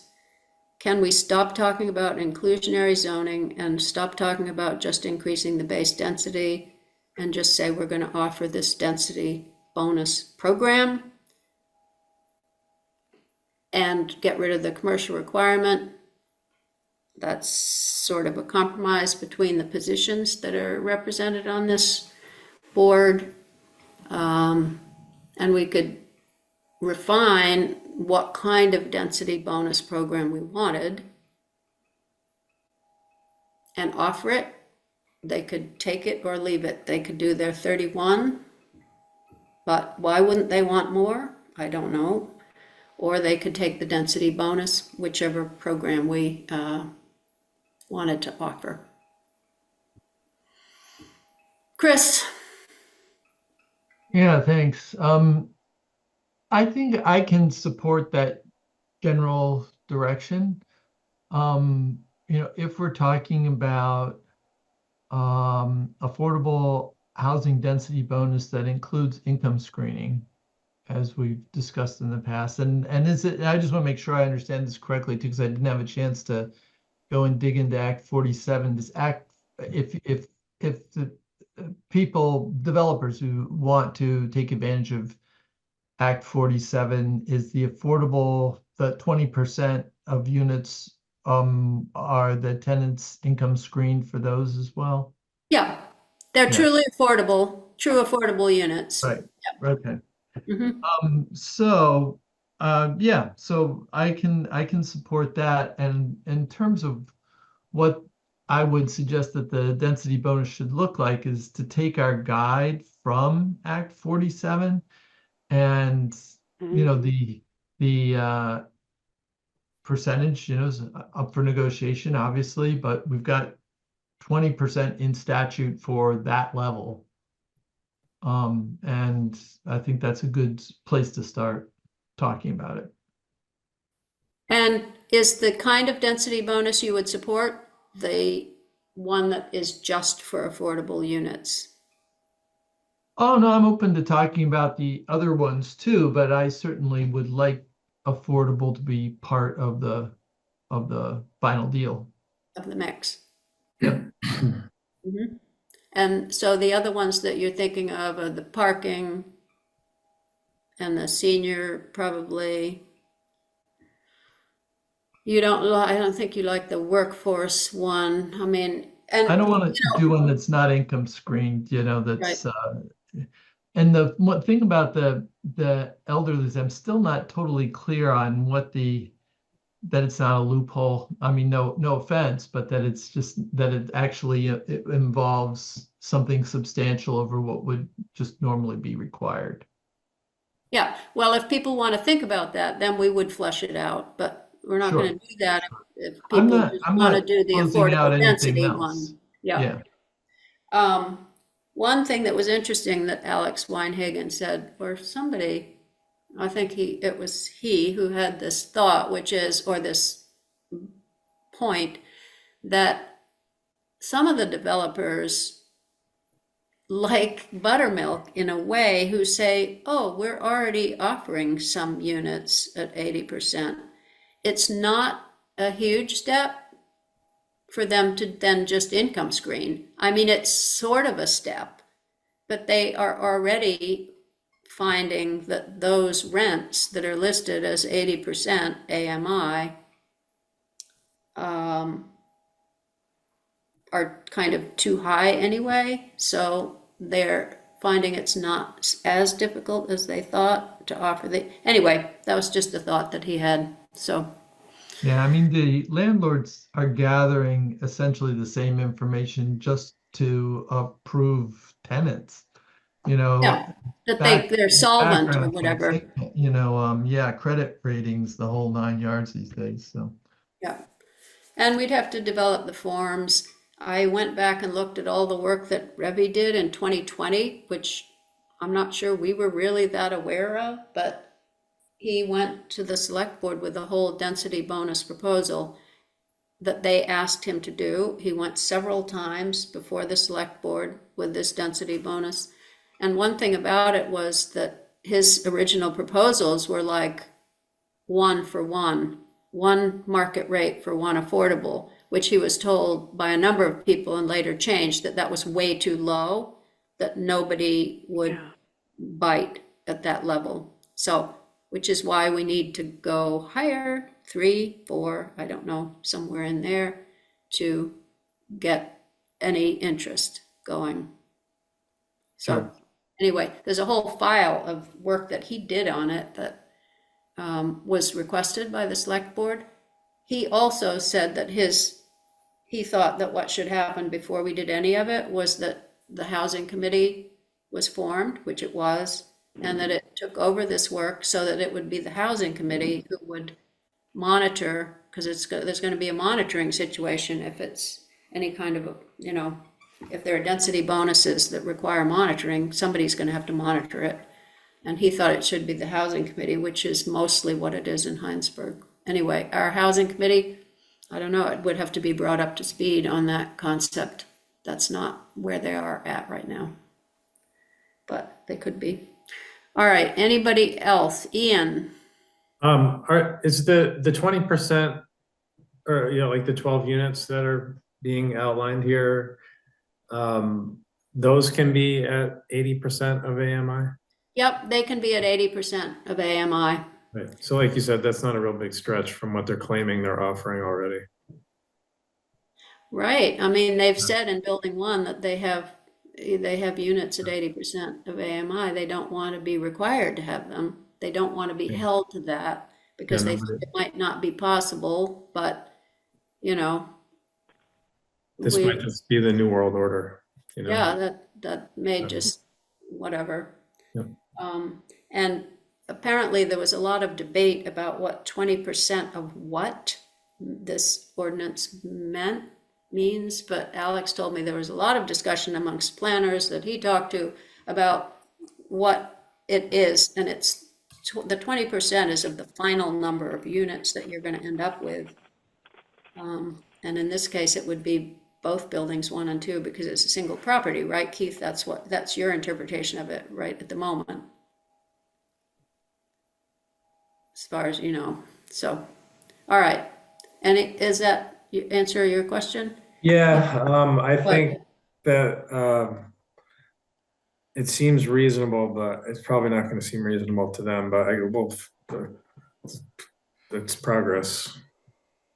Yeah, it's not going to seem, I mean, I read their most recent letter to us from the end of May, and it was like this, this is ridiculous and impossible. And, I mean. Oh, that was after applying for, the revolving loan fund. So they've blown both ways on this. Yep. Yeah. Well, it'd be good to have some firm ground to move on from. Yeah, I mean, if we approve that and we offer it and we put it out there and they're like, nope, then they're just gonna have to have the 31 units, but at least they will have the no commercial requirement, which we all agree is not that useful. Yeah. And maybe it'll be better with the Yeah. traffic and, the people who really don't want any more development there will be happy. So seems like there's something for everyone, no matter which way they fall. And maybe Yeah. they'll be attracted by the fact that they're gonna get 15 units for 3 or 4 affordable units, which seems like pretty good. Yeah. So, we'll see. So just a clarifying question here, though, just make sure I understand this. Is part of your proposal that they would do away with the commercial requirement and that that actually the density would be increased on the residential side because those would be converted to that commercial space would be converted to additional residential units? No, that was not part of it. Oh, okay. Okay. They just get the commercial requirement removed, and they could either fill it with commercial, which they're trying to do anyway, to get some businesses in there, and they have said they want, like tenant-friendly businesses, like a gym or a bagel Yeah. shop or something. So, or Sure. they could make their units bigger and charge more Mhm. for them, if they don't take any of these density bonuses. That's the caveat with this approach. If we just offer them a density increase through density bonuses, then it is possible that they just fill that ground floor with the 31 units. I mean, this is why our original proposal was to increase the base density by a small number, like going from 15 units per acre to 18 units per acre. So at least they would have enough units to fill that ground floor space if they elected not to take any density bonuses. However, there was feeling on the planning commission, well, they should give us something. So let's not give them any. So, Agreed. that's still a possibility. If we want to give them a small increase to fill that first floor, which seems reasonable to me, but I do understand the point that they might not take any density bonus units. They might not anyway, but I think that's fair to them. It's not been really part of the conversation before, so I would like to get these 31 units at least of housing built. Else we lose the opportunity to have a housing. If they want to put a hotel there, then that's it for housing. So let's see, Mark, what are you thinking? And then soon we're going to have to wrap this conversation up and take it up again next time. But hopefully people will have thought about this by next time. Are you gonna put your compromise down in writing beyond what's in the meeting memo, or? Sure, we can make a new draft. We haven't made a new draft because I wanted to see if this was the way people wanted to go. This is the way you want to go, Chris? Is this okay with you that we? I'm definitely interested in exploring it, yeah. Okay, I agree with that. And this is Allison. I think that it would be really helpful to just lay out something like that in writing and say, okay, what does this look like, and does it treat a good number of people very fairly, and this is what we want, without creating too much congestion in the village. And there are just a lot of there are a lot of considerations here, but I think we got to start somewhere. And it sounds to me like you really thought a lot about this, Virginia. So why don't you lay it out? It's a good okay. idea. Mark, did you have anything? Thank you, Allison. No, sorry, I had trouble turning on my mic earlier when you asked. Okay, yep, No, I think I think I really like the way it's going. I think it makes a lot of sense. I'm certainly okay with making density bonuses enticing for them. mm-hmm, So Yeah. whatever it would Mhm. take that would get some of the things the select board had expressed interest in achieving there, coupled with some increased density. Of course, I have my own reservations, but that's not gonna stop me if it's a consensus. mm-hmm. What are your reservations? Well, the same classic, I worry about traffic a lot. Yeah, Yes. Well, yeah. But those are things that nobody else seems to be worried about, and so I'm not gonna, stand on a hill by myself. And the Well, the community traffic in lives that area is for a couple, already bad. so. yep. Well, so Mark, I mean, I think you'd be fine then if they didn't take any density bonus units. We got rid of the commercial, that gets rid of the commercial traffic going in and out, and there would just be the 31 units. To me, that seems like that would kind of meet your needs. We're I not think that's giving certainly it my any comfort more. zone, but I get that pretty much everybody else doesn't think that and thinks that it should go higher. But I do know that the select board was like, okay, we can go higher. They were throwing out crazy numbers. And but they also wanted, elderly housing, low income, Mhm. Mhm. those kinds of things. Right. So if that's where they want to go, who are ultimately going to be the ones who are going to approve whatever we present, then I think we got to go there and make it enticing for them to increase the density, which makes everybody else happy, and get some stuff for the community that people think are important: affordable housing, elderly housing, Mhm. parking. Okay, great. So, can I say something? Wait, I got Chris going here, and then Ian, and then Allison. Okay. Yeah, I just wanted to say that I think this is promising, and thank you for putting that proposal forward, Virginia. I am going to suggest that we put this item higher on the agenda next time. We put it low for the last several meetings and run into the late hour. I need to leave the meeting in just a minute here, but I don't want to cut anybody off who is waiting.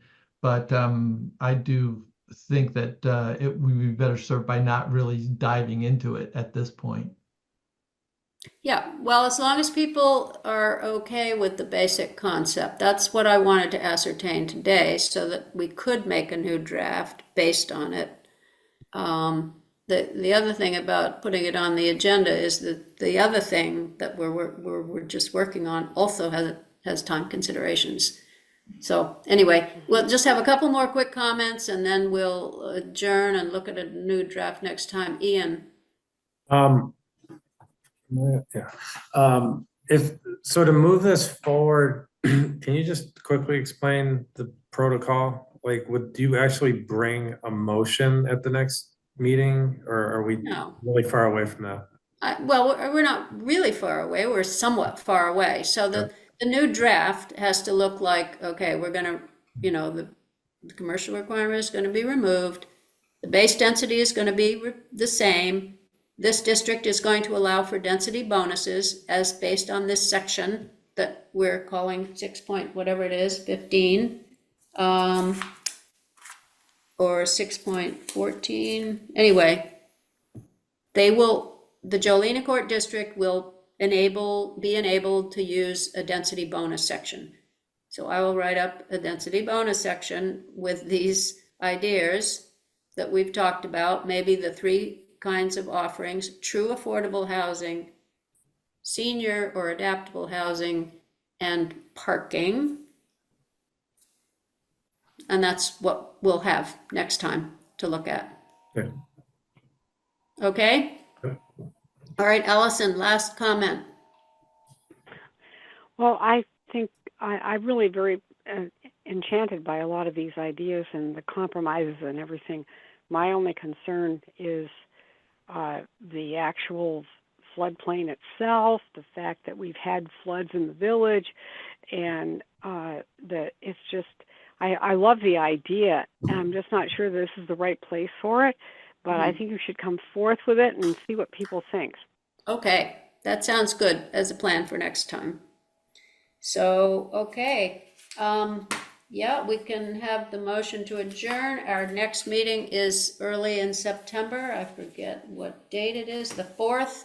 And on the 3rd, at the select board meeting, I'll be giving the Village Residential Neighborhoods explanation to the select board for them to set up their public hearing on that. So that's on the 3rd, but you don't need to go or anything. I mean, you all know about the VRNs, and yeah, they can set up their public hearing once they understand what it's all about. So, Thanks. anybody want to make a motion? So moved. All right, Chris moved. Anybody second it? Second it. I'll second it, Allison. We've got 2 seconds by Allison and Ian. Anybody opposed? That would leave me or Mark opposed.